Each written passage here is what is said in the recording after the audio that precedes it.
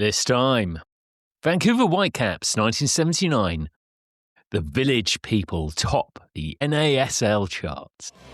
'Cause I'll stay a wild rover forever and more. Yes, hello, welcome. We're back with the fourth and last of our festive shorts. The neither festive or short mini episodes of by far the greatest team that we are putting out now. They were going to be festive and they were going to be shorter, but they've almost turned into normal episodes. But it was a nice idea anyway. And any memory of Christmas has long since gone. One of us has got a beard and the other two have lost their managers since we began these episodes. But there you go. So yes, me and Jamie were back with the normal regular-sized podcast from the end of January, but we're joined again by Phil Craig as this time we're looking at one of our favourite leagues, and we do love this league. We're going across the pond to the North American Soccer League, and Jamie, Vancouver Whitecaps.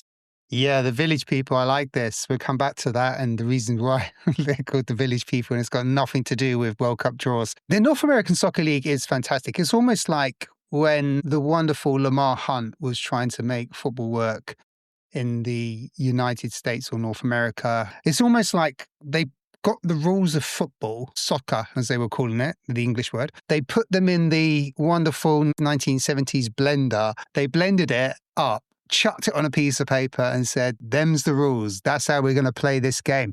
Because it is an incredible, unique league. I mean, just to kind of give a recap. So Vancouver Whitecaps we're going to talk about, and their incredible 1979 season when they win the Soccer Bowl, which I think is fantastic as well. Just the name Soccer Bowl, that comes from Lamar Hunt as well. I think just to set the context in terms of what the North American Soccer League is. So it changes its shape and form pretty much every season. It changes its rules every season. And when we get to 1979, the peak has been hit, and we're just on the very slow decline to 1984 when the league, unfortunately, disappears from existence. Vancouver themselves have had a team in the North American Soccer League since 1974, and they have done nothing. They are just another team making up the numbers until 1978, when they then start to show the early signs of a team that potentially could do something in this soccer league. And that's down to, I think, one single man, which is the coach that comes in, Tony Waiters, an English guy, a former goalkeeper, did some work with Plymouth Argyle. So the North American Soccer League in 1979, we have 24 teams spread across USA and Canada. They're in two conferences, the National and the American. And I think this ties in with American sports in general in terms of how they build their divisions. There's 6 divisions, and each division is kind of regional. And the fixture list is so complicated. I'm not even going to just go on Wikipedia and look at the games that Vancouver Whitecaps played. And if you make sense of it, Graham, please share it with me. It makes no sense at all. It is super complex, and they appear to have won the league every year, but also not win the league every year. The manager's interesting. Tony Waiters, isn't it? So I'd never come across him before or heard of him before. I hadn't realised he was in the original 40, Alf Ramsey's original 40 for the World Cup 1966 squad, which we were obviously talking about that last week with the brilliant North Korea team. But Tony Waiters was potentially going to be very nearly made the cut. I mean, he doesn't make the cut. And there's another player from that World Cup who will go on to be quite a significant player of this team. Yeah, this is a league which just has stars everywhere, doesn't it? But also it's there are two things that there's more than two, there's loads of things when I look back at this league, which I love, but I find odd. But two things that definitely seem odd. One is that you have these massive names coming over. Obviously, Pele's the big one, but you've got massive names across the board coming into play, along with quite journeyman footballers and some, a few sort of kind of American and Canadians playing in that too. And there are Canadians who form part of this team as well. But also that you had these players who were going over to play during the summer months in the English league, and they went back and played during the normal season. Yeah, it is incredible. I mean, and I think that's what makes this league just so incredible. It's almost like and television is a massive influence on the game in North America. It's almost like the television producers are in charge, and they looked at football and they said, well, we really love this concept. It's got some legs, but how do we dial it up to 11? And that's kind of like how the North American Soccer League plays out. Yeah, you've not just got Pele, you've got Beckenbauer, you've got Carlos Alberto, you've got George Best, you've got Neeskens, you've got Muller, you've got Cruyff. And then, yeah, you have got your journeyman, Peter Beardsley, who goes on and plays for the Vancouver Whitecaps. So you've got these younger players that are, cutting their teeth in football, whilst you've got footballers that will never play in any other league in the world from the USA and Canada. They're only good for that league. So the difference in quality is really, really high, and whereby we can mark the difference in quality in most football leagues because there's a hierarchy. There's a first division, there's a second, there's a third and fourth. So the quality has a pyramid. North American Soccer League doesn't have a pyramid. You can have the best player and the worst player in the league in the same team, and they could be playing with each other every single week. It is a properly strange set of circumstances. So when do Vancouver start the cup? When do the Whitecaps, maybe we should call them the Whitecaps, when do they start making an impact at the right end of the table, if we were able to tell the table apart? Yeah, we'll come on to the table as well, because that is quite confusing. And the point system is brilliant because, 6 points for a win. Yeah. And this is important, this bit, and I'll come back to it. You get 3 bonus points, and the bonus points are awarded for goals that you score. So 1 point per goal up to a maximum of 3. So there are 9 points on offer if you can win, but you could lose 4-3 and still pick up 3 points from a game. I mean, that's the nature of the league. Is this primarily to try and induce a more kind of attacking game? They're just basically tweaking the rules for the American public and just trying to kind of go all out for attack. So there's the point system, but isn't there a 30-yard line as well? Am I jumping ahead a little bit? 35-yard line. No, you're not jumping ahead, and you're absolutely right. It is really about goals. The average amount of goals, the average goals in the 1979 season in the North American Soccer League is 3.82 goals per game. Now, that's 1.2 goals more than the English top division of that time, which was around, 2 point something. It's 1.3 goals more than the English second division. So you've got these games going on in North American Soccer League where attack is absolutely the key characteristic. And I think that's what sets the Vancouver Whitecaps team apart from the rest, because they don't play to that script. they all go defensive like. I think also the points thing is interesting because it's quite it kind of approaches the US, seems apt for the US approach of we're going to have the biggest and the best, and particularly for the NASL, which was trying to be the biggest best, which is kind of, because we had seen, it comes a little bit after this, but, moving from 2 points for a win to 3 points for a win, the difference that makes in terms of, getting teams to play more attacking football and putting a greater reward on winning as opposed to drawing. But in this case, let's just go for 6. Plus also, from what I can tell, it's pretty impossible to tie in the US football soccer as well. Yeah, draws are illegal. You can go to prison if you're drawing a football match. Yeah, if a game is drawn, they have the shootout. The shootout's fantastic, and Phil, that's exactly where you're right with the 35-yard line. So if a game is 0-0 at the end, 1-1, 2-2, whatever it is, in the playoffs, they go to extra time and then a shootout and then some more as well, which we'll discover.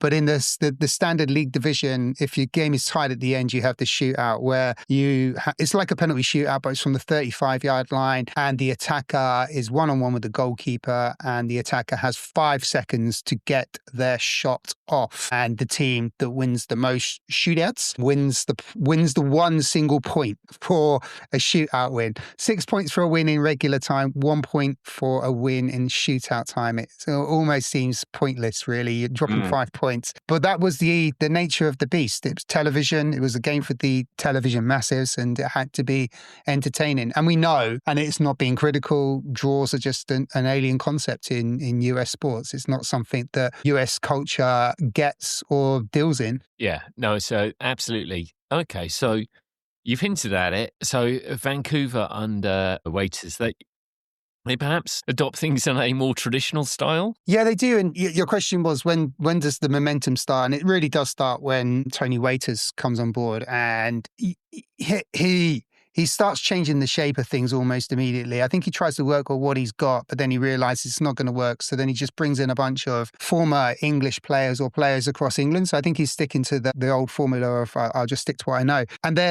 they win their last 12 games of the 1978 season. They go unbeaten in their last 14. They then beat their Canadian cousins, Toronto Metro's Croatia. Brilliant team name. Mm-hmm. Worth doing some digging on that one as well to see the history of that team, which is brilliant. They beat them in the conference quarter-finals, as it was, but then they lose out to Portland in the semi-finals.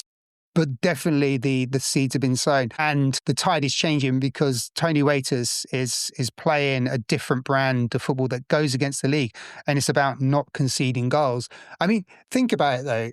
If your opponent is going to get bonuses for scoring goals, you want to deny them that, really. Surely, if you stop them from scoring goals, not only are you going to beat them, but you're also going to deny them any bonus points, which are 3 bonus points per game is the equivalent to winning a football match in any other league system in the world.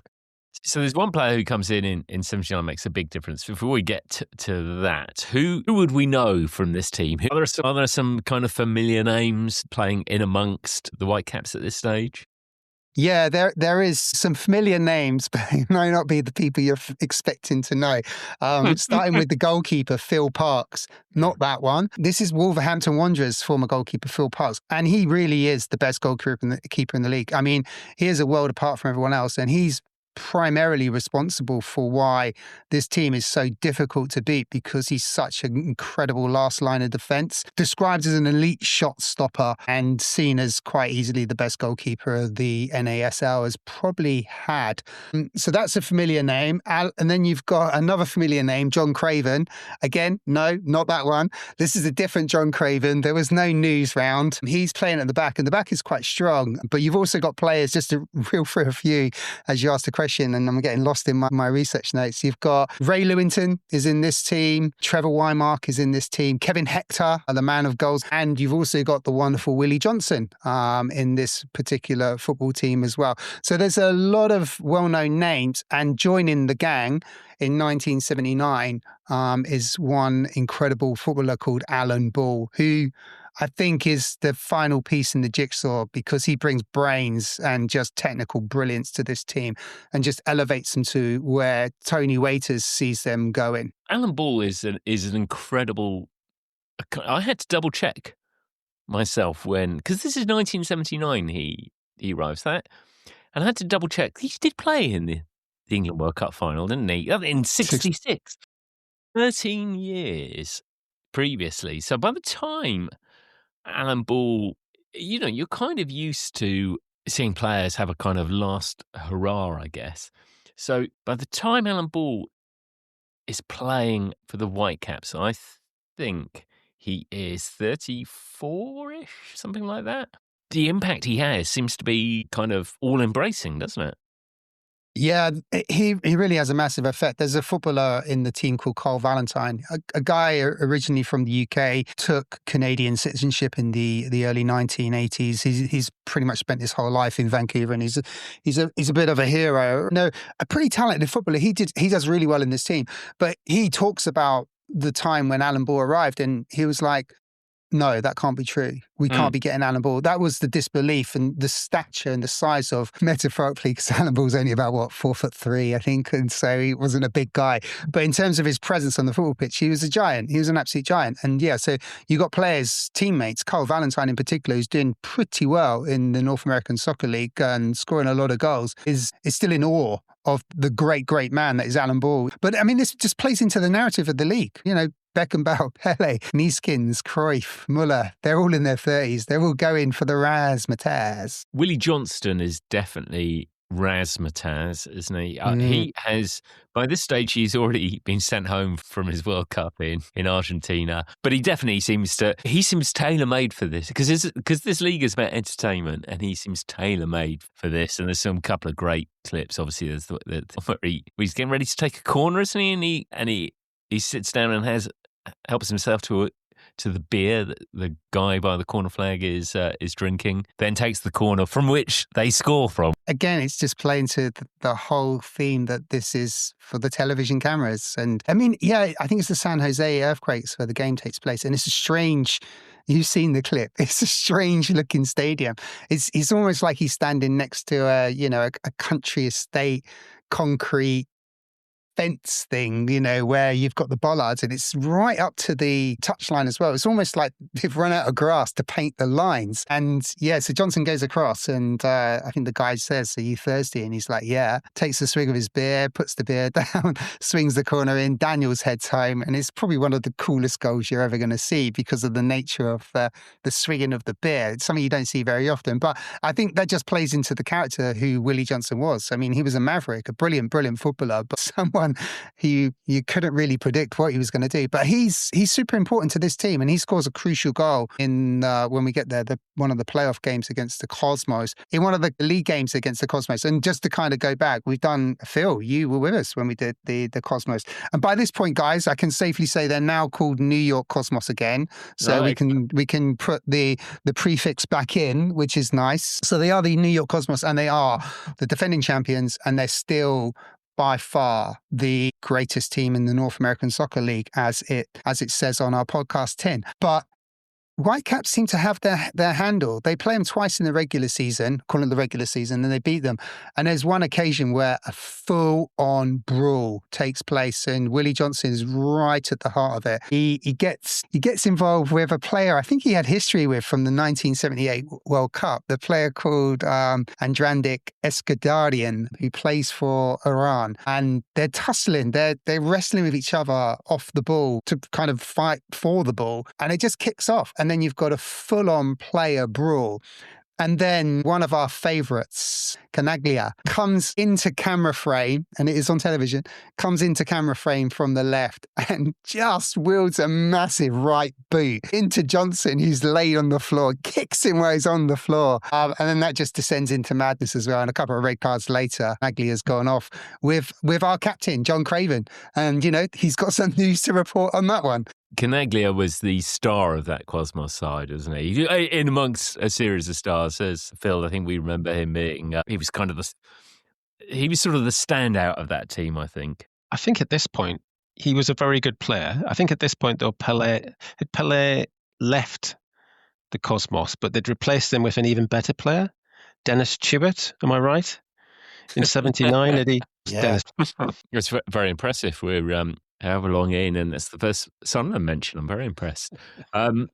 Willie Johnston, of course, one of his other achievements is, doesn't he celebrate past the Seattle Sounders bench by pulling shorts down and mooning the bench, which has Bruce Rioch on it after getting the all-important, after he scores his shootout goal. So, maybe not everything was done for the camera purposes. Yeah, pulling the Mooney, it's fantastic. And yeah, I mean, it just adds into the legend of the guy, and also this particular team. He is one of the standout players, but it's a collective. I think we shouldn't shine the light away from the coach, the manager, Tony Waiters, because he set his team out to make sure they don't concede goals. And that's reflected. So in the regular season, they play 30 league games. They win 20. They concede 34 goals. They only concede 34 goals. Now, the closest to them after that is 46. So they're 12 goals ahead of the next team in both conferences, the American and the National.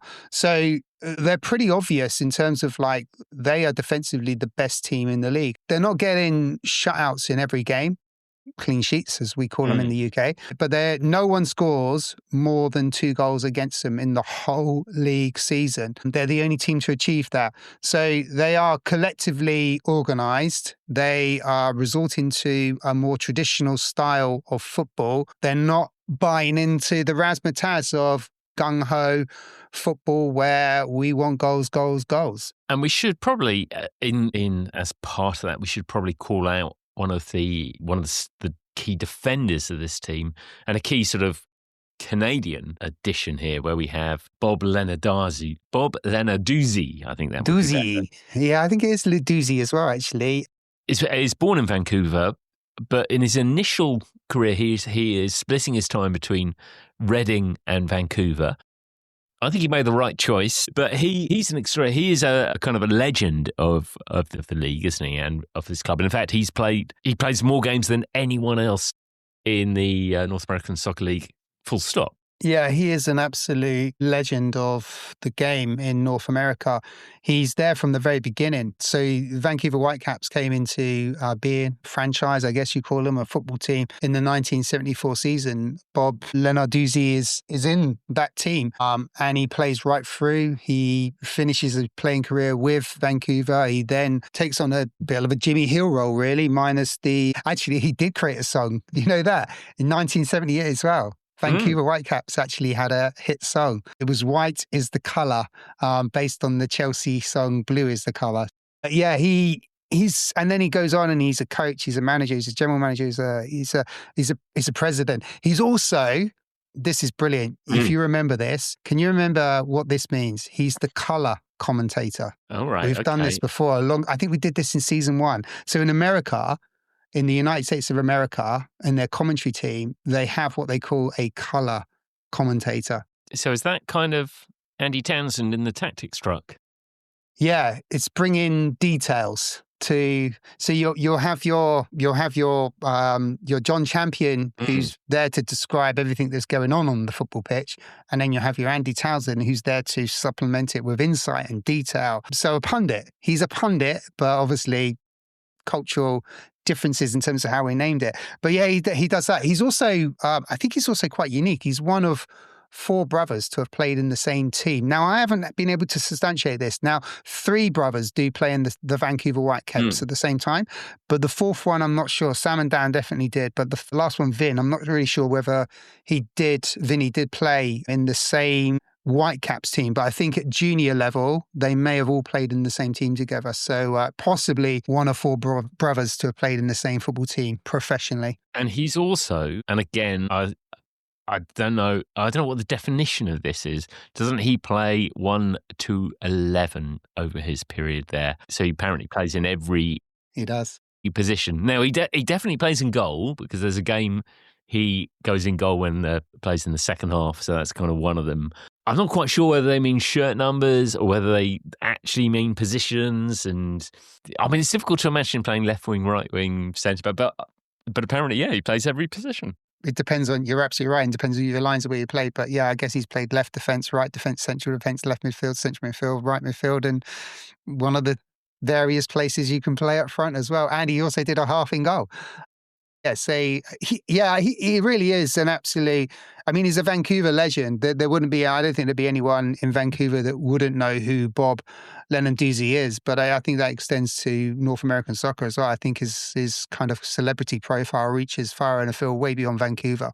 Okay, so let's get to the crunch. And we sort of referenced, there's obviously this rivalry with the Cosmos, and we referenced the Village People at the top of the program, and I think this is where not the Village People, but which actually the Village People being involved in the North American Soccer League in 1979 is entirely possible. They probably were involved somewhere along the line, but it's not the Village People. But Village is quite a key thing to this, isn't it? There's a really nice documentary. It's not particularly long. It's 25 minutes long, which talks through this season and the climax of this season in 1979. It's in reference to when the New York Cosmos are playing Vancouver Whitecaps in the semi-final of the championship, the big one. And the commentator, the US commentator, inadvertently, definitely not deliberate, is just referencing that the village of Vancouver will be empty tonight because there'll be all eyes on Giant Stadium as the Whitecaps come to play the Cosmos in the critical playoff game. I don't think he means anything by it, but the people of Vancouver definitely latched onto it, and they kind of used this in almost like an English sarcastic way to reference it back to their American cousins. Okay, so talk us through how they make their way to the triumph. we could bring Phil back on this. I'm conscious that we're hogging our favourite league and we're hogging it and we're not bringing Phil in. There's so many references as well. And the first one is, so in round one of the playoffs, their path to the title, they play and beat the Dallas Tornado. Now, just before you come in, if you want to add anything to that, Phil, and you don't have to, but the playoff series, the teams will play each other home and away. So we're keeping up with this. This all is something we can relate to. A knockout game where it's two legs, one team plays at home and the next team plays at home. The goals are, other than deciding who wins the football match, the goals scored are irrelevant. There's no aggregate scoreline. They play a 2-game series. Again, those more familiar with American sports, a series is something that's kind of embedded in American sports, baseball in particular. So the Whitecaps beat Dallas 3-2, Dallas Tornado in the first one. So they win in the series 1-0 and then they win 2-1 at home. So they win the series. The next round is slightly different, but I'm just conscious of hogging with the NASL and the Dallas Tornado are a team we covered, I think, with Phil before. I'm still struggling to try and understand the difference and the demarcation between the divisional and the conference standings. And it is something to behold. Although, if I got closer to American football, I'd probably get a better understanding of it. That curiosity in the American game, in that you could lose the first leg 10-0 and then win the next game 1-0, but still that would be level, is kind of quite curious, isn't it? I don't know if that's not sure if that's a good or a bad thing. And I'm presuming that the Dallas Tornadoes had been slightly more sensible in their preparation for the game and not toured the world's hotspots in preparation. Yeah, I think they've fallen in line with the regular seasons now. So it is a complicated system, but we get to this. They have to beat the LA Aztecs in the quarterfinals. So they've beaten Tornado. And then they face Johan Cruyff's LA Aztecs. And this is where the rules of the playoff become a bit more complex and they really do show themselves up in the semi-final with the Cosmos. So Whitecaps lose the first match on a shootout. So they draw the game, but obviously you can't have draws. So they have to go to this 35-yard line, 5-player shootout, 5-player in each team. And they lose that. So they're losing the series 1-0. And then they have to win the second game to stay in, which they do. By drawing the series 1-1, they then have to play what is called a mini game. Now, a mini game, Graham, you'll know this because of the 176 minutes, longest game in football history. Yeah. Now, the mini game in 1979 was only 30 minutes. So it had been capped. The one you refer to, Graham, was you kept going and going and going until someone scored in a golden goal way. And if that meant you kept playing to the 178th minute, you kept playing to the 178th minute. So the mini game is played exactly on the same day, immediately after the second game, and it's a 30-minute game. Now, if there's no result in that 30 minutes, you then go to a shootout again. I hope you're keeping pace of this. But in the quarterfinal, the Whitecaps don't need the additional shootout because Kevin Hector, the man of white boots, gets a decisive goal and Johan Cruyff is left on the pitch, consolidating his North American Soccer League debut season while the Whitecaps march on to play the Giants. Or should I say the Cosmos in the Giants? In the Giants. Is Kevin Hector white boot? I thought that was Alan Hinton, but you could be right. Really? Am I getting it wrong? It's possible. Anyone who begins with H just has white boots in my kind of system that I have in my head. So we get, so they have made their way to the the semi-final against the Cosmos. And so they tie the first one, but lose the shootout? Well, they win game one, right, 2-0. Okay. So the game one is played in Vancouver in the Empire Stadium. Mm-hmm. And there's already a rivalry. This is before the Village comment, but there's already a rivalry because of the stuff that's gone on with the brawl, the mass brawl early in the season, and the fact that Cosmos are the big team. So the Whitecaps and the New York Cosmos already have a rivalry going into this game, and it's an absolute kind of fever pitch atmosphere in the Empire Stadium where the Whitecaps win 2-0. So they travel to Giant Stadium a few days later to face the Cosmos, and that game finishes level. So, Graham, what happens next? Okay, so if that game finishes level, there's going to be a shootout. There is going to be a shootout. Well played. I'm glad you're keeping up to pace. And Cosmos, they win the shootout. So that now means the series is tied 1-1. So what happens next? Yeah, and we're coming back to Phil's point here that the Whitecaps have won the first game 2-0 and they've drawn the second game. Yes. I mean, they've done enough. Yes. In any other world, they're through. Yes. They have to play a mini game. 30-minute mini game. And this just kicks off pretty, it's just like, effectively, it's like a period of extra time. So they kind of have a few minutes to take on liquids and tactics and bits and pieces and then go again. Yeah, I mean, it literally is. They play it there and then. And it's a fiery contest and it's quite open. Both teams actually score what they claim to be legitimate goals, but referee Taurus Carbrigian, who I think is a really well-respected referee in the North American Soccer League at this particular moment, FIFA referee. I've looked at the highlights of this game a number of times. I think he's having a bit of a shock. I just think he's making a series of howlers, and he's almost trying to correct his faults by making more and more faults just to kind of level up the inadequacies that he's been responsible for prior to the next one. Vancouver have a shot, it hits the underneath of the bar, and it's one of those England 66 moments where Chesterfield it's a Chesterfield moment. 87. You can't really tell, but there's a feeling it's a goal, but the referee doesn't give it. And then the Cosmos score what seems to be a perfectly legitimate goal to me, and the referee disallows it, and there's no real clear explanation why he's disallowed it. It's almost like, oh, well, I disallowed one for them, so I better disallow one for these guys as well. So it finishes in a tie, the mini game, which now means that once again, for the second time on the same day, let's just recap. They've played a game. It's finished in a tie. They've had a shootout. They've had a mini game. They still haven't been able to settle the tie. It's still tied 1-1 in the series. So they need another shootout. 2 shootouts on the same day. And we may mock it's mad, but it is also unbelievable entertainment. Fancy getting 2 penalty shootouts, the chance for redemption. Stuart Pearce had to wait how many years? 6 years. The Whitecaps can bring it back on the day, within half an hour almost. Add to it that this isn't just penalties. This is the showbiz of the 35-yard shootout line, isn't it? And I'm not clear. So, what's it? I feel you probably remember this as well. I think when you think about the North American Soccer League, the 35-yard line shootout is pretty much the only thing I remember making through. It was this kind of, because this was, and there was sort of almost endless debate about should we take this on.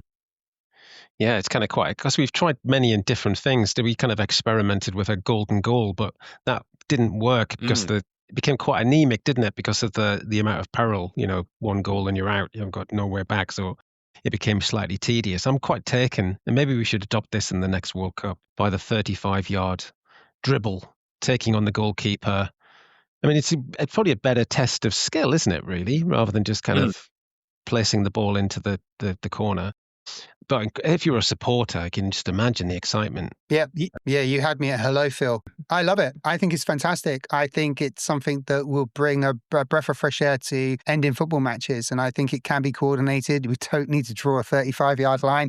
We can mark those areas on the football pitch. I'm not against the penalty shootout. I don't think there's anything better, but a shootout from the 35-yard line will definitely be more exciting. And it is, Phil, you're right. It's a real test of skill and it's a test of nerve as well. And let's not forget, you've only got 5 seconds. You can't take your time. From the moment the referee blows his whistle, you've only got 5 seconds. And that's critical because the Cosmos final place kicker, Moraes, he's judged by our referee friend to have taken longer than the 5 seconds to get his shot off. He scores, but they say the rule is you have to get it off in 5 seconds. The referee judges that he doesn't.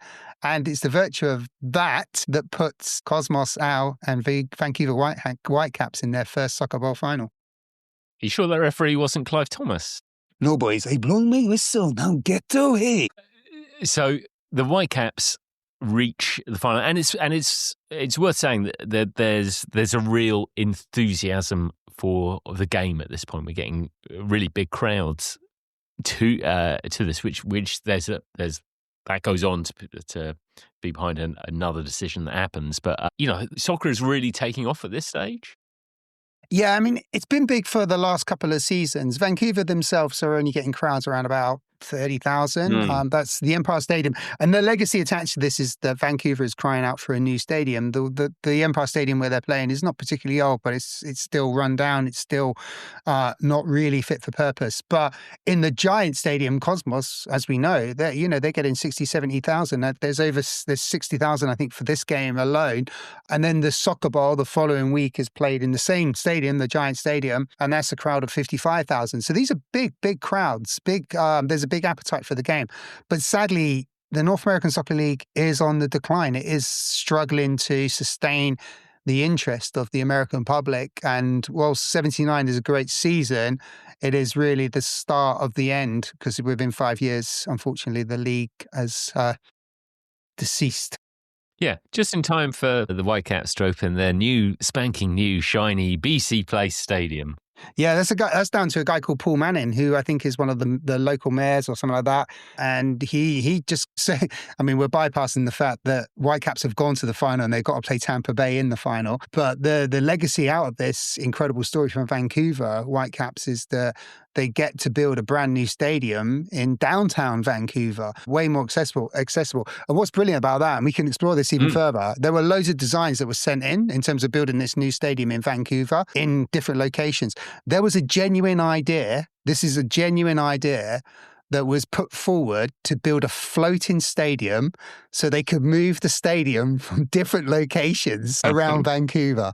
Genuine idea. How brilliant is that? Yeah, that is good. It's good. To some extent, it's all sort of everything's coming full circle. I think the BC Place, of course, will be one of the stadiums for the World Cup this summer. So the very stadium that gets built, the very stadium.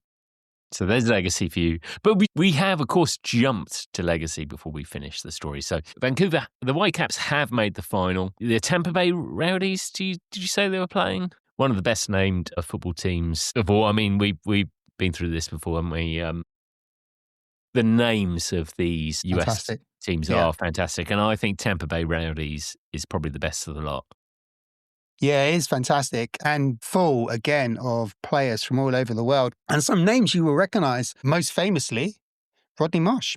You've also got Steve Wegerle, brother of Jeff and Roy. And in defence, a guy called John Gorman, who went on to have a successful comedy double act with Glenn Hoddle. Excellent. Okay, so what's the story of the final? It feels like it's pretty routine. Whitecaps win it 2-1. Trevor Wymark, he of Ipswich Town fame, I think the man who scored, was it 4 goals, Phil, against Lazio, where it all turned into, the second leg turned into a full-on broil at the Olympic Stadium? Yeah, I think Canaglia was involved in that as well. Yeah, he's a bit of a hero, I think, in Ipswich parts, isn't he? So, yeah, that was some game. Yeah, so he gets the 2 goals in the final, which is enough to give the title to the Whitecaps. Alan Ball is the man of the match. They call it the MVP, most valuable player. Yeah, the MVP. I like that as well. I think that's quite cool as well. Most valuable player. So he's the man of the match. And I think he is the difference with this particular team. Not a single American played in the final. There were a couple on the bench for Tampa Bay Rowdies, but they never got on. So most of the nationalities playing in this Super Bowl are primarily from England.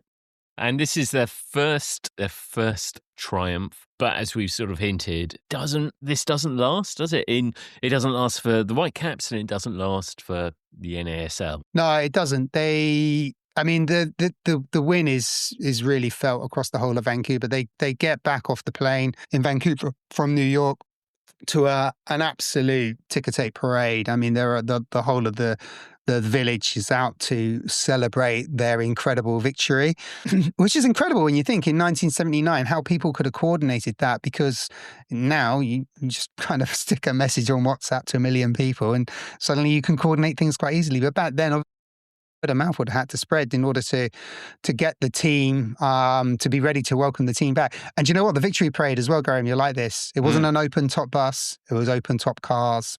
That's even good. even their parades have done differently. But it doesn't things. I mean, Waiters is gone relatively soon, isn't he? Yeah, I think he leaves straight after the next season, 1980. 1980, he, as you say, is one more season. Then he kind of moves a bit upstairs. There's a lot of in the NASL. There does seem to be quite a lot of moving upstairs. There's quite a lot of that going on, and a lot of ownership changes and bits and pieces. But he does go on to lead Canada to the World Cup in 1986, which I assume is their first appearance in the World Cup, which obviously also Bob Lenarduzzi is there as well. Plays them as well. And Bob Lenarduzzi eventually then goes on to manage Canada himself. Yeah. So some Canadian legends there. A few other there were one or two other notable players who played for the Whitecaps around this period, not in this particular season. I think there's a goalkeeper. So it's not the other Phil Parks, but there's another quite noteworthy keeper who plays. Yeah, well, he's on the bench in the final as well. Bruce Grobbelaar. He's being kept out by Phil Parks for all the right reasons, but Grobbelaar's quite young.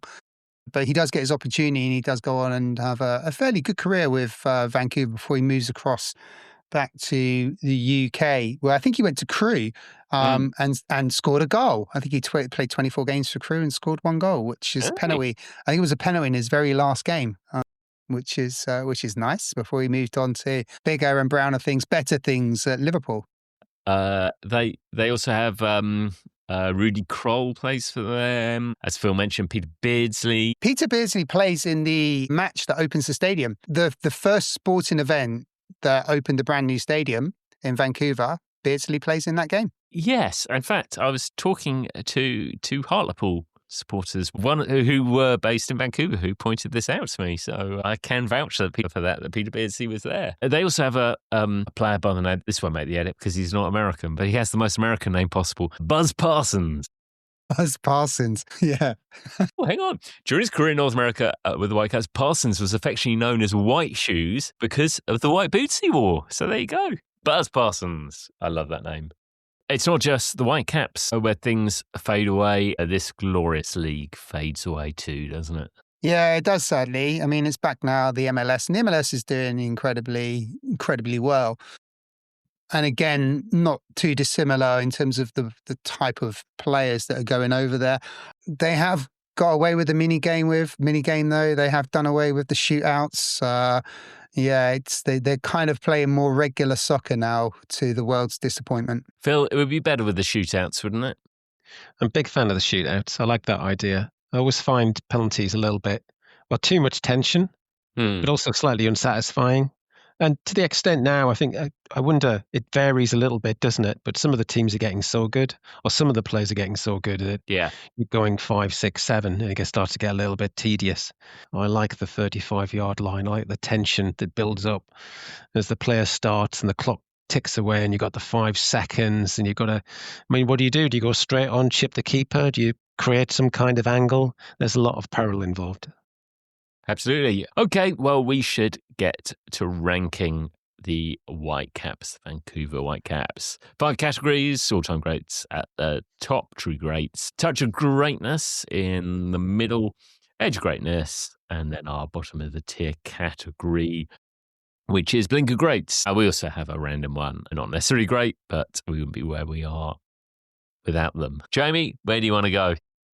Yeah, well, I think I'm going to go back to the final first and foremost. So the Whitecaps have won 2-1. They beat Tampa Bay, presenting the Soccer Bowl trophy to Captain John Craven was Henry Kissinger. Wow. That was the size of this league. And apparently Henry Kissinger was in the Whitecaps dressing room after the game, although that's something he probably has no recollection of based on his previous history in terms of being in dressing rooms prior to football matches. But yeah, Henry Kissinger, that's the profile we're talking about right now, US Secretary of State. So where am I going to rank up? I really do love this story, and I've only shared an ounce. I'm going to have to write a blog just to kind of cover some of the other crap that I just did on my research just to justify my time.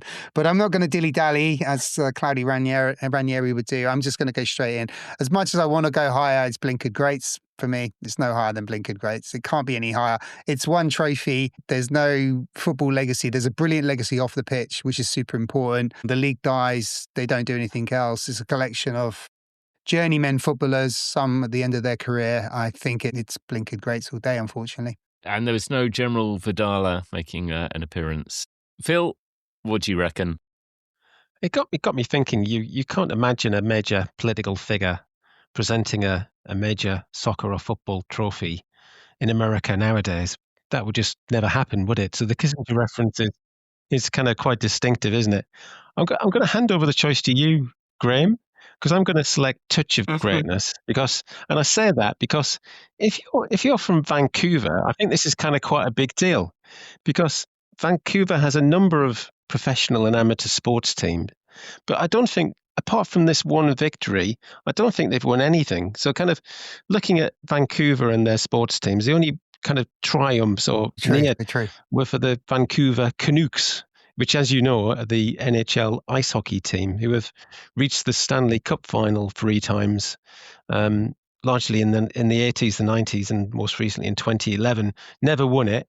And I can't see any victories for any other Vancouver teams. The Vancouver Canadians, originally called baseball, not really got very far. A minor league baseball club. So, it's an American sport, really, isn't it? Other than the Blue Jays. Canadian football, BC Lions, rugby union. Well, not great. It's really just never mind the Vancouver Grizzlies, which is a great name for the NBA team, but really not that many highlights. So it's the Vancouver Whitecaps in 1979 and the NASL Soccer Bowl champions. That's it for Vancouver, and I think that gives them a touch of greatness. Yeah, I really like that. I really like that logic. I was going blinkered greats all along, but you have convinced me. I think that point about I might do a bit of research on it myself after the pod, which is a bit pointless. But you're right. I can't actually think of Vancouver teams particularly starring, so that is quite interesting. And as we touched on the legacy that they get a massive new stadium built off the back of this achievement. So I think we have to go there. I think we say Vancouver Whitecaps 1979. Edge of greatness. Yeah, I'm pleased with the outcome. I did have it in my research notes of that, but I completely forgot to mention it. So thank you for that very important detail that was able to twist Graham's arm from 5 to 4. As we're about to disappear for our couple more weeks as we finish our midwinter break, wouldn't want these little nuggets of gold to disappear. Any extra special bits you missed out you want to get in, Jamie? Oh God, I don't know. There's just an enormous amount. I mean, just some of the connections as well. And also the connections with Phil, the fact that we've done the Dallas Tornado and they feature quite heavily in this season. The Trevor Weimark stuff as well. I love that Lazio story that, it turns into a full-scale fight with Ipswich Town. We've kind of done that in 2 parts because we did a little bit with Mark as well. Not talking about that specific team, but yeah. So, yeah, I mean, I've got loads here, but I think I am going to take a leaf out of your book, and now we've got a platform. I think I'm going to put this into a blog. I've got some stats that I didn't even share with you in terms of goals, goal averages, but I'll save it for another day. So where could people read that blog when it's ready? So you can go over to our website. It's still in its early days, but it does have a comprehensive catalogue of all of the episodes that we have done. That's 100 episodes that we've completed, almost 150 odd teams, I think, as well, Graham. So every single episode is detailed with some extra information. There are links to how we've ranked them. There's a link table, and we've also got a blog section where you very brilliantly are creating a blog for each team we do going forward from about 20 episodes ago. I think we've got a nice little archive there. Yeah, it's almost like you're a professional journalist. Yeah. I won't be doing blogs for all the teams. I don't think I've got one on this. I might do one on this. I do like the story. It's because it's It's just the North American Soccer League full stop is so good. Well, it's a call to action. I mean, we do have a fairly good set of listeners out there, and especially in North America as well. When I look at our stats, I think we should cover the Beckham LA Galaxy. So, I mean, this is a call out, a general call out. If you're listening to this and you think, I could tell that story, I could tell the story about when Beckham went to Galaxy, because it would be nice to do the MLS to kind of contrast it with where it all started with the league that we just can't keep away from. I think this is our 6th team from the North American Soccer League, maybe 5th, I don't know. But yeah, it'd be nice to do a modern North American football team. So anyone out there who fancies himself to do LA Galaxy, David Beckham's Galaxy, give us a shout. It's the 4th or 5th North American Soccer League team we've done. Most of them have only ever won one thing, if that. In fact, I think, Phil, as you remember, the Dallas Tornadoes didn't win anything. It fell over from exhaustion. Just our hearts. Phil, thank you so much for joining us for our festive shorts across the last few weeks. Well, it's my pleasure. I'm just about to look up Google Willie Johnston mooning Seattle Sounders to see what I can find. And thanks also to Deck, who was on our earlier pods. We haven't fallen out. We've just had some connectivity stroke scheduling issues. But thank you, Deck, on the earlier ones. We will be back on, I think it's the 29th of January, the last Thursday of the month. And we are, well, we've managed to escape teams in the English League, but we're going right back into it. And she's not our 1980s, is it? We're going into early 90s. We're going to be looking at the incredible Mike Walker's incredible Pebble Dash Norwich City. Good stuff.